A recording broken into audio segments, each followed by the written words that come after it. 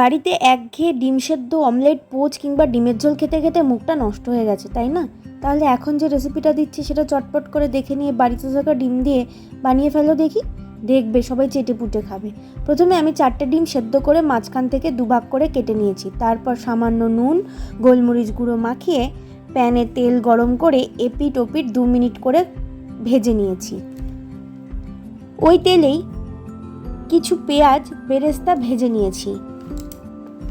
তারপর ডিমগুলো একটা টিফিন বক্সে পরপর সাজিয়ে আগে থেকে পেস্ট করে রাখা সাদা সর্ষে, কালো সর্ষে, সামান্য আদা, কয়েকটা কাঁচা লঙ্কা ও একটা টমেটো ছোট ছোট করে ছিঁড়ে ওপর থেকে এভাবে চামচ দিয়ে ডিমের গায়ে ভালো করে লাগিয়ে দিলাম।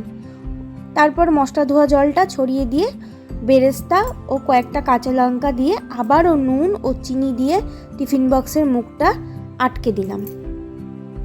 তারপর গ্যাসে সসপ্যান বসিয়ে কিছুটা জল দিয়ে একটা স্ট্যান্ড বসিয়ে টিফিন বক্সটা তার উপরে বসিয়ে ঢাকনা দিয়ে দিলাম।